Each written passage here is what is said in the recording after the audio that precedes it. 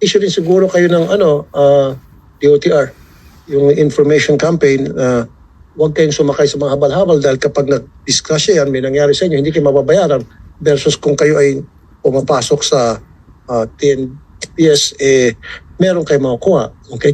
Now, Joyride. Kumukolekta kayo ng 600 pesos annually sa lahat ng riders for the insurance na pinagmamalaki nila na 1 million ang coverage pero si rider ang nag-shoulder. One. Number two, yung tip ng customer supposed to be sa driver na lang ay may kaltas din sila na 20%, pati tip ka. Damn.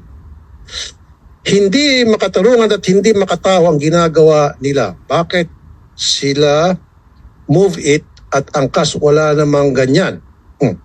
Pinuri si Move It sa angkas dito.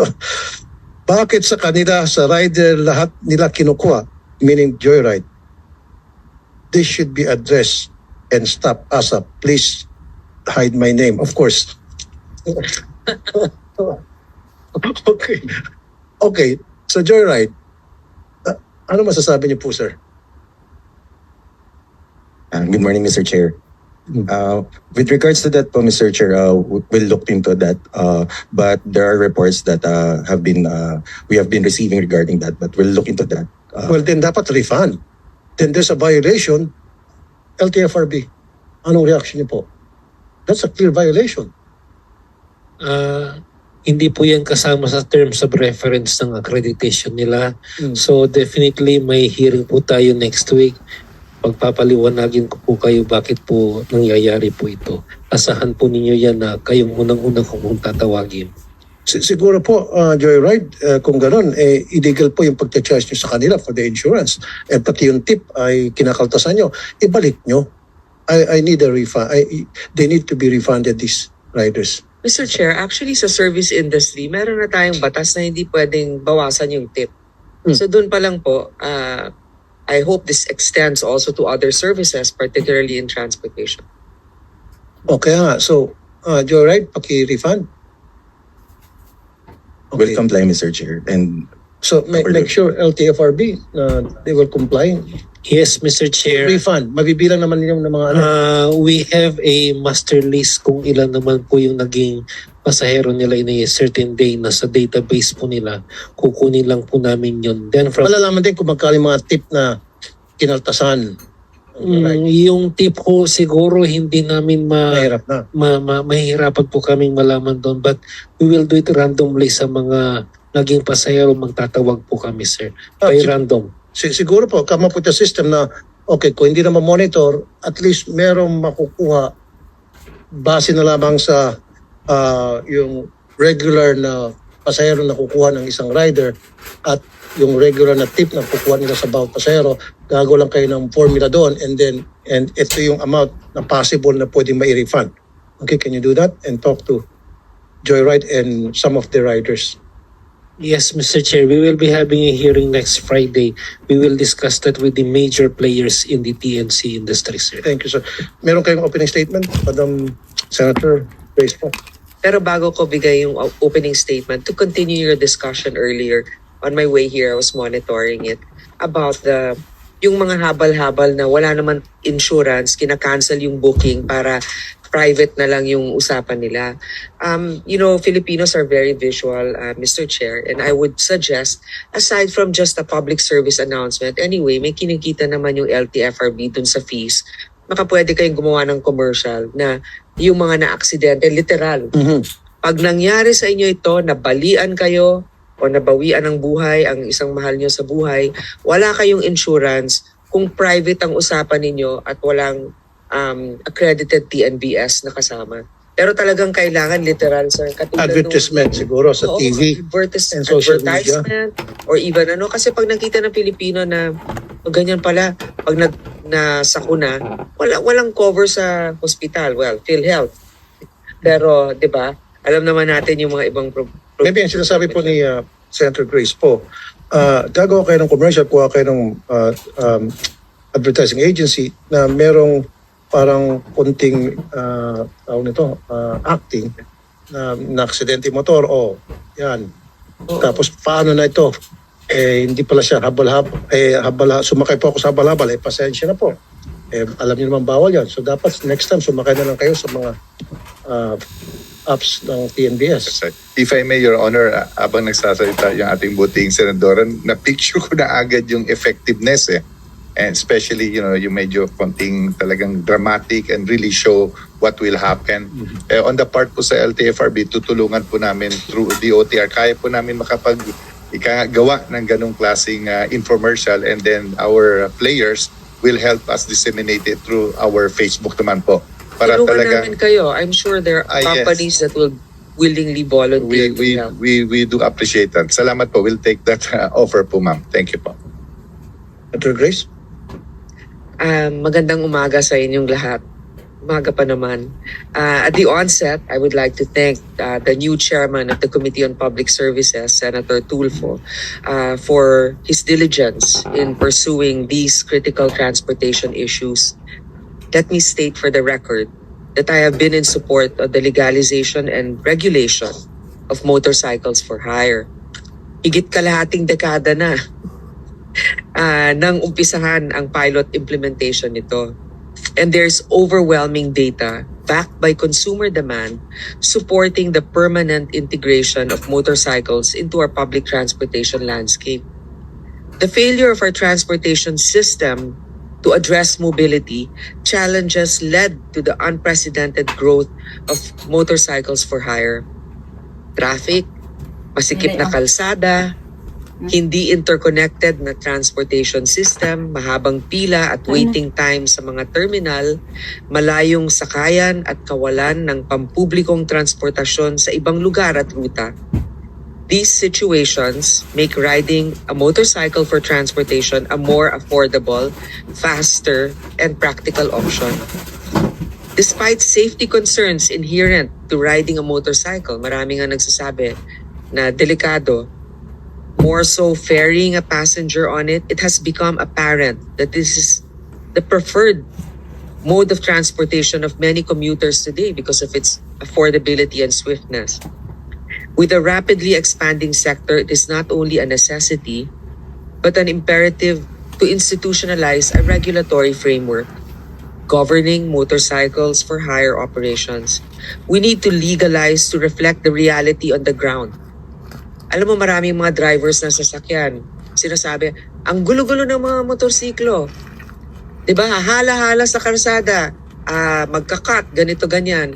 Pero kung may disiplina naman, pwede naman tayo maging harmonious sa karsada. Yun lang nga, mahirap talaga, naintindihan ko. Pero kailangan hindi naman lahat kayang magbayad ng taxi, hindi lahat kayang bumili ng sasakyan. So, in doing so, we are uplifting a segment of our society and transforming them into a formalized professional drivers with income and welfare benefits, whether as permanent or part-time riders. The pilot study is the strength of this policy. May pagkakataon tayong matugunan ang implementation gaps to improve its regulation once legalized. But I think we can all agree that we have gathered enough data to craft a regulatory framework that is dynamic and responsive to the needs of the commuting public and the industry stakeholders. The Motorcycle for Hire Bill has been through the long and winding road to passage. Our tank is full. It is now time to start our engines and put our years of work into motion. Napakatagal na po ng pilot study na to. Nagsubmit na po sa Kongreso ng report ang DOTR LTFRB. Siguro naayon na rin sa panahon na magkaroon na ng mas maayos na batas ukol dito na pinoprotektahan hindi lamang yung mga motorcycle drivers kundi pati riders at pati na rin ang mga ibang modes of transportation.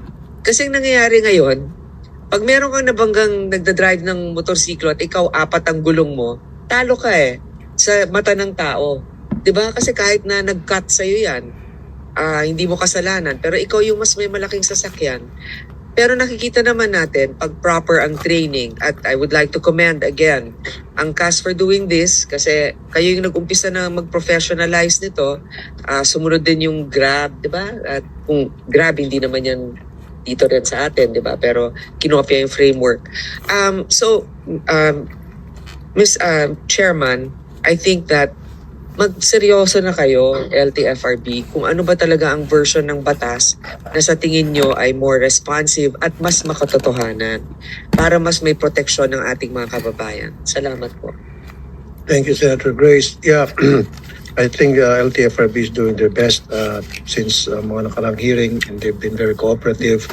Kaya nga nandito tayo ngayon sa hearing nito, like I said earlier, na para yung mga inputs ninyo magagamit dun sa pagbuo ng batas na ito, na maraming pending, lahat naman mga batas na naka-bill na iba't ibang version mga senators, they're all good. Kaya lang, mas maganda kung merong manggagaling na mga inputs sa lahat ng stakeholders, right, in public, sa mga riders, lahat ng stakeholders. Tumataas ng kamay si yung sa dulo. Hindi, sa dulo, first time kita makausap, sir. What's your name, sir? Please identify yourself. Good morning, Mr. Chair. Ronald Gustilo po from Sir Ronald. Digital Pinoys. Yeah, yung sa issue po kanina, no, patungkol po doon sa habal-habal and screening, ano. Last hearing parang may umamin nga po na naghahabal-habal talaga sila, no, si Mr. Maglunsod, namin niya nagiging na sila, maparaan di umano, naghahabal-habal. At alam niyo ho, malaking parte po talaga doon ho sa ikatatagumpay nung ating nais na maipasang batas ay yung maayos ho na monitoring and screening. Kasi alam niyo ho, Mr. Chair, after ho nung hearing natin last December, meron ho mga lumapit sa aking mga rider, ano. At ito ho, meron ho silang mga isinabmit sa akin na mga testimonya po nila na sila ho ay nakapasok ho sa isang motorcycle taxi company without undergoing skills assessment and field training, which is a very important aspect doon ho sa operation ng motorcycle taxis. So it is unacceptable. Sir, if may interrupt, binanggit ba ang pangalan ng TNB? Yes sir, Move It po yung pinasukan nila. Move It. Opo, at in fact, nandito po yung ibang mga riders po na kasamahan ho ng mga nag-submit ng affidavit. Kasama ko ho sila ngayon na naglalakas loob. Kasi ho, alam ho nila na mamayang hapon, pagkatapos ho ng hearing na to, ay madede-platform na sila sa Move It. So we will be submitting this to your office later, itong mga affidavit nila. And at the same time, Mr. Chair, meron din ho akong isasubmit. This is a compilation of accidents na inano ho sa amin, isinumbong ho sa amin. At yung isang part po, 2 parts po kasi ito. Yung isang part ay hiniring na po sa LTFRB, pero meron ho mga bagong pumasok ho sa aming mga page na nagrereklamo ho, ano. So we will be submitting this to you. Bakit ko ho ito inaano? Kasi alam niyo ho, sa Congress, sa House of Representatives, we have been pushing for a very comprehensive system na kung saan pwede po sanang itong gamitin ng ating regulatory agencies to monitor hindi lamang po yung mga papasok na riders, kundi pati ho yung mga aksidente. Actually, ang naging proposal ho namin, DICT should come up with a system na automatic na magre-report ho doon yung mga law enforcement agencies natin, MMDA, Highway Patrol Group, at PNP, tapos yung mga TNCs, doon na sila magsasubmit para nakikita ho yung kung gaano kataas ho ba talaga yung accident rate.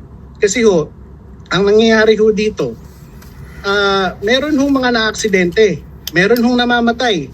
Nung tinanong ho nung hearing, na-resolve daw. Paano na-resolve? Binayaran yung na-aksidente. Tama naman yon. Pero ang tanong ho namin, nasan ho yung penalty? Nagre-recruit ho yung Move It. Kapag kayo ay galing sa angkas, galing sa joyride, hindi na kayo skills training. At totoo ho yun, nandito ho sila na magpapatunay. Nandito po yung kanilang mga salaysay. At anytime ho, pwede ho silang ipatawag. Okay, sir. Attorney Guadis, medyo concern masyado doon sa sinabi ni kaninang salita. What was your name, sir? Ronald Gustilo po. Sir Ronald. Meron na disgrasya and then babayaran lang ng TNBS, yung kasama sa na-discussion pasahero nila. And then wala nang multa, wala nang parusa. Are you aware of this? Yun daw madalas mangyari. Mayroon ho kaming mga report na natanggap galing kay Mr. Bustillo. In fact, we already have a hearing together with him at isa po yan ngayon sa ginagawa namin na posible pong dahilan para suspindihin po yung TNC dahil ho rito sa mga pangyayaring ganito. We will have our next hearing by next week, Mr. Chair. Okay. And may I just add something, Mr. Chair? Go ahead, sir. Because seems we already have lack of material time. May I just make it of record na may sinabmit po ko sa opisina ninyo na isang report po ayon po dito sa motorcycle taxi law. It would probably help, Mr. Chair, if you can go through it sa pagbalangkas po ninyo ng batas. Yun lang po, Mr. Chair. Salamat po. Okay, thank you, sir. How about doon sa sinabi kanina na sa Move It daw, hindi na kailangan ng skills assessment training ang mga rider nila?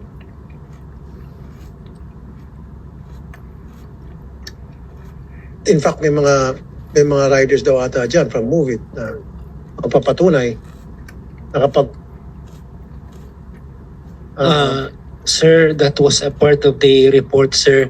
And that was part of the issues na inimbestigahan namin nung nag-hearing kami last January 8 at magkakaroon ho ulit kami nito. We will give your office the results of the hearing and the sanction na ibibigay po namin. Makakasa po kayo, Mr. Chair, that within the month, matutugunan po lahat yung mga karaingan po nila. kasi buti na lang nagkaroon tayo ng hearing na ganito. So, since the last hearing, napag-alaman ko na left and right ang ginagawang violations nito mga TNBS apps owners. And yet, walang nasa sanction. Dapat left and right din ang inyong pagsasanction sa kanila. Kung kailangan suspindihin ang ilan sa kanila, suspindihin. Papabayan lang ba natin yung maya sila ay nagkakaroon ng violation, inapi yung mga riders, pati yung mga pasahero, nadedehado, etc. And yet, we're not doing anything.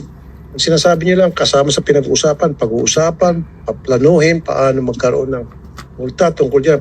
Dapat you should have done it yesterday. Mr. Chair, for the record po, meron na po kaming sanksyon na isang TNC company that we suspended for 6 months dahil po sa paglabag ho. And we will not hesitate to use the iron hand again na suspindihin po ang isa ulit na TNC. The last one was 6 months and for the record, nandito po yung TNC How na do yun. you monitor itong operations ng mga TNC companies? Sir, May meron ba sa inyo dyan sa LTFRB na closely monitoring their activities and how they doing? At meron ba sa inyo ang nagmamonitor sa mga consumers, sa mga riding public and binabasa yung mga reklamo at isa-isa tinatawagan yung mga nagreklamo para ma-address yung issue na dapat ma-address agad? Mr. Chair, number one, we require a monthly report sa lahat ng mga TNC companies kung ilan po yung naging transaction at ilan po yung mga disgrasya na nangyari sa kanila. Okay. We have a hotline number. Doon ho, pag may mga reklamo po, may automatic pong notice sa mga TNC companies at saka sa mga riders. For the TNC company, kami po nagpaparusa. But for the riders, sir, we give it to the LTO, sir, kasi may kakibat ko na suspension doon sa lisensya ng tao po. Thank you po.